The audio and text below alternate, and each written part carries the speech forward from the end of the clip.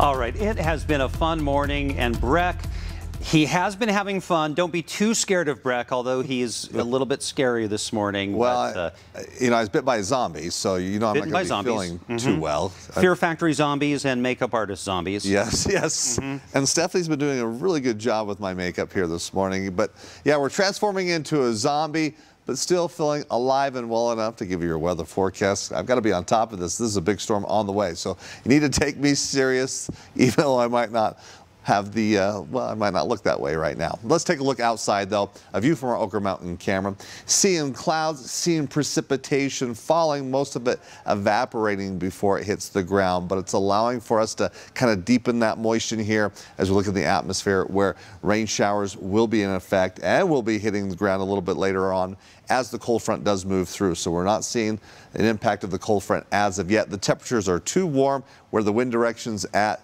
showing at the cold front not hitting quite yet, but it will be making its move, as I mentioned, a little bit later on. Kind of the timing of the front here along the Wasatch Front between noon and 2 o'clock. So as we've been going towards the Making Strides walk and what's going on there, you still have time to get down there. The walk here, in about 40 minutes, as we'll be looking at temperatures when the walk does start at 63 degrees. We've got the winds, though, as we'll be looking at temperatures remaining in the 60s, but temperatures will be slowly dropping as we head into the noon hour, and then we start to see a better chance of rain. So you get the walk done, then you need to get out of there and get off the roads here, especially as we look later on tonight, where we've got some big issues on tap, where we look at watches and warnings from the National Weather Service. High wind warning will be in effect as we look towards southwestern Utah, particularly from Cedar City to Milford. We'll be looking at wind gusts in excess of 50 miles per hour.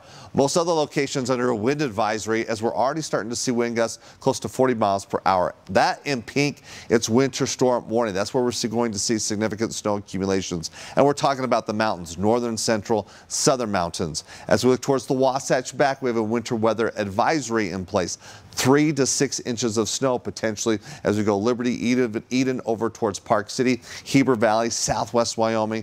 As we'll be looking at valley snow as well, but the mountains the biggest focus. Models showing over the next 48 hours impressive amounts. So on the low end, maybe 6 inches in Park City.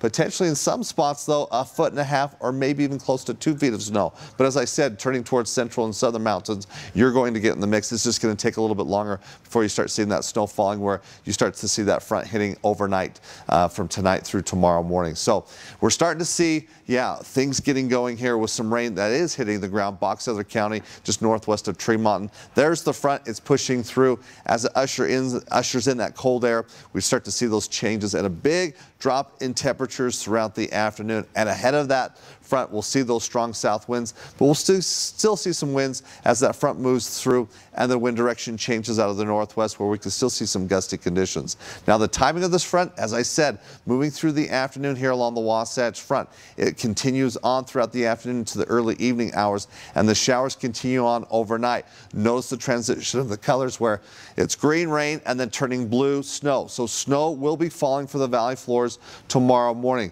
But as far as accumulating on the roads, the biggest concern will be the benches up through the canyon. So any mountain pass travel, I would not be recommending tomorrow morning. Then we could maybe see some lake effect snow.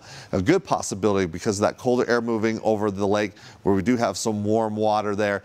It looks like we'll see that lake effect come tomorrow into tomorrow evening. Then we clear out, but we're going to keep conditions cool. Temperatures, as we look, though, for highs, you'll see the highs today across northern Utah just throughout the morning. Then the temperatures drop throughout the afternoon. So typically, we get our high temperatures in the afternoon, but here it's this morning, here at least across northern Utah. But for St. George, you're close to 80 degrees. You've got the winds tomorrow. You've got the rain. Then it clears out. We'll be looking at temperatures a little bit cooler, though, for the upcoming week, only in the 60s. For northern Utah, we go from 60s to 40s tomorrow. Overnight lows near freezing. Yeah, we're going to have freezing conditions. And in some places, some hard freeze warnings that will be in effect.